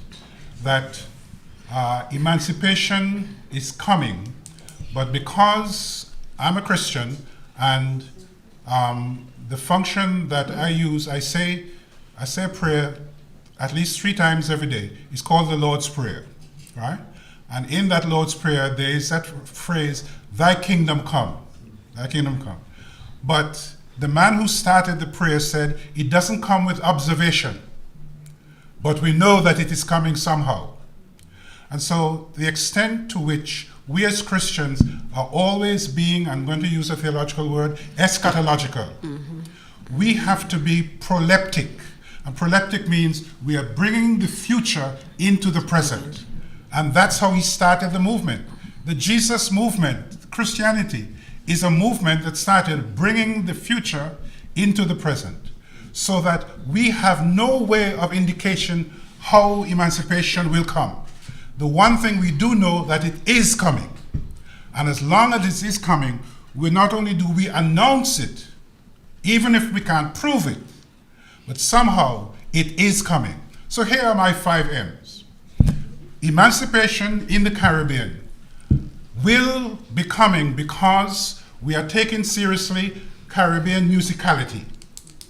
Music is the language of God. And if you look at page 44 of my book, is one of the favorite passages I've always read and reread. So, wow, you wrote that 35 years ago? It's about music, because I speak of music as the voice of God. The second M is Caribbean memory. You have to remember. The Jews are the Jews where they are now because every Jewish person is told you have to remember. Right? Remember, remember, remember. The third M is that I speak of Caribbean mutuality. Mutuality means that we affirm who we are, affirm who the others are, but make sure that there is this mutual partnership and independence. And we use the African phrase, I am because we are. And that is very, very important because it provides for us a sense of belonging. In the preparation for me, I speak of doing some research in gratitude and forgiveness, etc. But at the present time, I'm doing some research on belonging, the sense of belonging. What does it mean to belong? And the problem is that belong is not just a personal thing, it's who do we belong to? And who claims that we belong to them? So the whole question of belonging is very, very important. The fourth one is Caribbean movement. We're speaking of immigration, we're speaking of passports, we're speaking of all the things that CARICOM has attempted to do, but how do we move? And we are moving because we are made to be mobile. And so we have to move move. People move to us and we move to them. So Caribbean movement is very, very important. And my final M is Caribbean mystique. Caribbean mystique. There's something about us that the sum total of us is more than we can define, more than we can describe, but it is there. It is there. And as long as we're prepared to acknowledge that there is a transcendent sense of a Caribbean mystique, we have it. So yes, my dear sister, Caribbean emancipation is coming. But it is coming with music, it's coming with our memory, it's coming with our mutuality, it is coming with our movement, and of course, there's a mystique that governs all of us, because we have a culture, a real culture, that is the sum total of everything we create, everything we mean, everything we do, and everything we provide to the rest of the world. Chair, I would like to come in here, and I thank Professor for recognizing me as a musician, as a man of God, right, Austral? Amen. Right, but I want to go back to Marcus Garvey, because the Marcus Garvey movement, the UNA, is an organization that is largely misunderstood. In fact, if you read the Caribbean volume edited by Robert Hill, you'll find a section in there by me and also by Dr. Rodney Worrell. And in my article, I made the case that it is the idea that spread. Most people think that Garvey come to every country and build up everything. It is people in the country who build things, and people from these Caribbean islands who moved around. For example, there is Radford Edward Macmillan Jack, who came from St. Vincent to Barbados to Dominica to Antigua, Casimir from Dominica, Antigua, and so on. But what is important is that the framework, the movement, and the ideology that he spread. And most significantly, most people forget, there was the theological aspect. And Professor Davis would tell you that Maguire. Yes. What was Maguire's first name again? Alexander. And a street was recently named in Antigua after him. Maguire. He was in charge of the theological component. And Jack, Radford Jack, he became second to Maguire and was sent to Cuba. But more significantly, when he fell out with Garvey, he came right here to Barbados in Country Road and built the Greek Orthodox Church. So when you pass Country Road, you see the ruins over there like a church. And that church and Jack, he went together with the African Brotherhood. And it is the African Brotherhood that took care of the Barbados landship. So, Stefan, your question is relevant, but I just want to show everyone how all of these things are interconnected. And at the end of the day, all of these organizations have the same objective, which is to push the emancipation process forward. And this is the last thing I'm going to say with you. How do we move forward emancipation? And I'm going to finish with a recent experience. I'm on an airplane coming back from St. Vincent, and I feel one kick in the back of my seat. And I turn around, and there was this white guy looking at me and said, "What are you going to do about it?" I said, "I ain't doing anything. You need to apologize." Right? And the air hostess come and thing. I said, "Listen, miss, if this guy does not apologize for assaulting me, when he lands in Barbados, he will be arrested for assault." And he take his joke. And when he got to the airport, and the security stopped him and said, "Listen, so-and-so say you think, if you don't, police will have to become, we have to go into the police station," and so on. And I not only got one apology, I got two. One from him and his wife. What I was a victim of racism. I was a victim of racism. I am convinced if I was a white guy, he would touch me and say, "Excuse me, sir, could you ease your seat?" But I was not in fault. The seat was malfunctioning. And the air hostess came and apologized to him and offered him another seat. He said he was not moving. He said he was not moving. You know what I mean? I should move. So we need to know what is racism. We experience it, and we take it for granted. And I said this to you. When I came in the airport, somebody heard me making a complaint, and that person was from Ghana. And you know what she said to me? Forgive him, God will deal with it. Thank you. Thank you, sir. Just one thing about Maguire. Errol Barrow's father, Reginald Barrow, was a bishop in Maguire's church. Yes. And I've written about Maguire and Barrow, who had problems in St. Croix, and Joseph Love from Bahamas. I've written about them in a book entitled Can God Save the Church? So if you come across that book, there's a chapter in there about Maguire, Barrow, and thing. Yeah, and Reginald later became a Baha'i. That's right, yeah. Can God Save the Church? It's the title of the book. Okay, thank you, panelists. We are a bit over time, and I know some of our guests have to leave, so I will ask our two final audience members to pose their questions. Good morning. Good morning. Hello, everyone. My name is Sharif O'Connell. I am a tutor in sociology at Barbados Community College. Right, so I made a couple of points. I want to say a bit more, but what I've noticed is that even in the Caribbean, we are still heavily influenced by US theology. Even Professor Davis, you spoke about musicality. We are still very much influenced by music from the United States in terms of the gospel, even Australia at one point.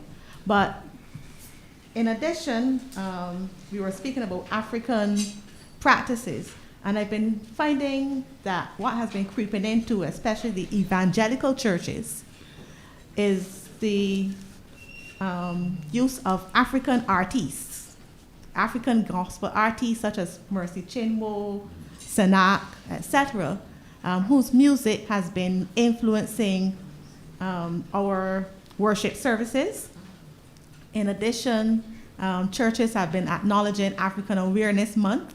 So I see that there's a start towards a certain direction in terms of embracing some form of Africanity, even if it is not the more ancient forms. Another question I have, we mentioned Christianity in terms of theology and emancipation. What about the role of Islam? We find that many young black men there's a growing number of young black men in Barbados embracing Islam. So what role is Islam playing in the continual emancipation of our people? Thank you. And I will ask our final audience member to pose her question so that the panelists can respond to both questions, and then we can have the vote of thanks by Professor Kortright. Not really a question, but it's very interesting that Ambassador is right here, because one thing I found out, because I have friends in Antigua who live in Alberta. I did not even know what you said to me. So that's the idea. Something that I can go back and talk about. But then Professor Perkins talking about the way people now, in terms of accepting the church. I find recently, probably not recently, last couple of years, I've met a lot of atheists, a lot of people who have said to me, they no longer believe in God because the church does nothing for them. Mm-hmm. And even the other night, I spent an hour on the telephone with my cousin. He lives in California, and he was basically saying to me, he used to go to Open Brethren Church, and he said to me, what changed his mind from going to the church. He went to hear Louis Farrakhan, and when he went back to the church, and he said to them, he was trying to say what some of the things that Farrakhan has said, and somebody said to him, but why do you want to listen to that? Why don't you listen to what we say? And he said that totally changed his mind in terms of the church and what the church feels and how people. And now right now he's done a about turn, and even in terms of talking to me, I didn't even know all of the things that he said. I didn't know this was the way that he felt. And I find that there are a lot of people who feel that way because they don't think that the church has done enough for them. They don't believe that the Bible, I heard somebody here say it's an allegorical book, and a lot of people do feel that that is what it is people who sat down and, wrote it, and, and then what you said also about people pushing their religion, or because if I'm a Christian, that you have to be a Christian, you should be a Christian. Mm-hmm. And I find that happens a lot. And he said to me that's a turn off. When that's why he says he's in chats where he don't even try to have conversation, because there are people who will say to him, why are you thinking this way? Well, he said, if I'm going to talk religion, I'm going to go and do it over a drink. I'm not going to do it in a chat where you're going to have people pushing back on you. And that's what it is. Because I find a lot of Christian people, or people who claim they're Christian, do that, and then their behavior does not show me what Christianity is, because the things that they do, it makes you then wonder, wait, are you reading the same Bible that I am reading? Because you are telling me that you're a Christian, but then you're doing things that people that you claim are not Christians are doing. So I'm just saying that I think the church definitely has a role to play, because all the way back then, it's who indoctrinated us, because we go to churches and, we all went to Sunday school and you learned all these different things, and we were indoctrinated by the church. So I think that the church definitely has a role to play in re-educating, if you want to put it that way, helping people to understand a whole lot of what it is and, what's going on there. So I'm just saying that, okay, ma'am. The discussion is very... Thank you very much. Thank you very much. I acknowledge our final audience member, but we can't take that question. No, man, let her say it. I'm under pressure from the organizers. We're 15 minutes over. If you can keep it under 30 seconds, I would very much appreciate it. Thank you very much. Okay, so hi, good afternoon, everybody. Good afternoon. My name is Ariane. I'm a student at BCC. Yeah. My question today would be referring to your answer to Chloe's question. It would be your response about movement and mutuality. And both of these have been historically restricted due to the psychological damage done by colonialism. So I want to know, how do we as a people come to a place where we at a conscious level can value and embrace those two M's, as well as, value the others that you mentioned, given that we still very much live in a society where that continues to accept the values and norms impressed upon us during the colonial period. So thank you. Thank you. Very good question. And my short answer to that is story. As long as we are prepared to lift our narrative existence, our narrative mind, right, above our existential self, and move towards getting those stories, we can share one another's stories. Because when we share one another's stories, we see, hey, but that happened to me too. That happened in my country, etc., etc. So the power of story becomes very, very important as the answer to your question there just now.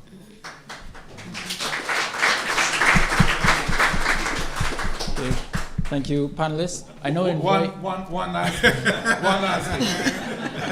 thing, and this is for Professor. Yeah. I don't see the name Hathaway in this book. I miss it. Hathaway. Who's Hathaway? Who is Hathaway? Yes. There's a movie, Hattuey, and Hathaway, when he was put on the cross to be burned, the priest came to him and said, you need to confess your sins. And he said, why? He said, because if you confess, you'll go to heaven. And he turned to the priest. He said, those soldiers, where they going to die? And the priest said to heaven, of course. And Hathaway said, burn me. Okay, thank you to our panelists. I now invite Dr. Henderson Carter to make a presentation and to give the vote of thanks. Very quickly, colleagues, I just want to thank everyone here for coming. This is really what the university is all about. It is about the generation of knowledge and ideas, and we've heard ideas today at climate change, religion and spirituality, Pan-Africanism, development. This is really what the campus is all about. And our faculty of Humanities and Education, we are very happy to host this event. When Professor Davis called, I immediately said, yes, this is what we want in our country. This is what we want in our region, to be discussing these important points. And I hope that we could have the majority of Barbadians listening to these types of discussions and elevating the knowledge, elevating the understanding and the consciousness about where we are going and who we are. So I just want to thank our fine panelists. Give them all a round of applause.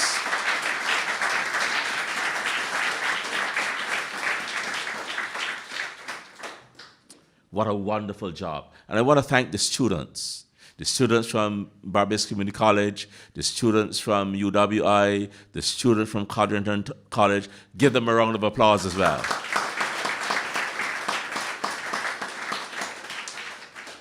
I wish to thank those persons who asked questions. Reverend Laria here and some students as well. Give them a round of applause for asking these searching questions. I wish to thank the faculty that I lead. I don't see them anywhere around, but they have organized all of these things. Nico Glasgow, Shaquan Phillips, Keelia Anderson, Carrie Lucas. They've done a fine job. Give them a round of applause. We want to thank the Sidney Martin Library, led by Pauline Nicholas. We want to thank you, Pauline, and your team. Give them a round of applause.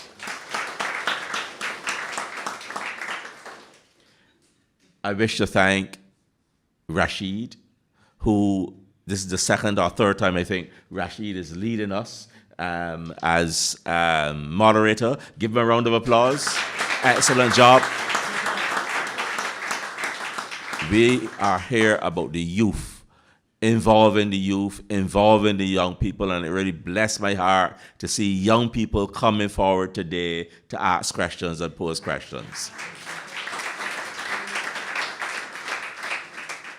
Permit me also to thank the team from Marcoms. These are the videographers here. Give them a round of applause as well. And for the food that we are about to consume, we want to thank, I think it's the Monk Restaurant, Caribbean Cuisine. Give them a round of applause as well.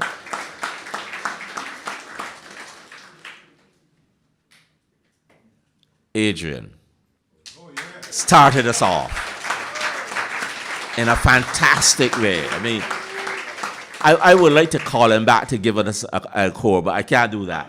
But it was so well done. So well done, so well coordinated. Thank you so much. And I want to thank Canon Burke for giving us the invitation as well. Thank you. Give them a round of applause.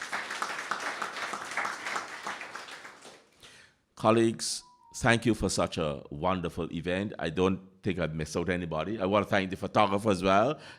This is our second-year student who is not only a photographer but an author. This is Wilmot Sincere. Give them a round of applause. I think we have everybody, so we can now go. But before we go, I could not allow Kortright to come all the way to Barbados to give us these books and to present this book to us without giving him a return gift. So I want to give him a copy of two texts, one called Gavaya and the other called Today Bajan History.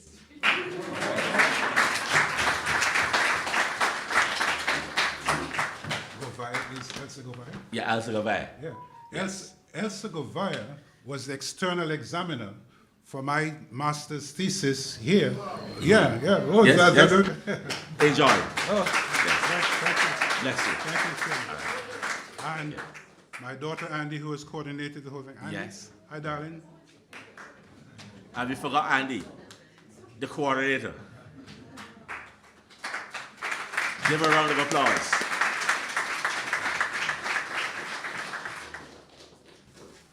And we have a plaque to be presented to Emancipation Still Coming 35th Anniversary Symposium in grateful appreciation to Dr. Henderson Carter, Dean, Faculty of Humanities and Education, UWI, for his generous support, January 29, 2026. Thank you.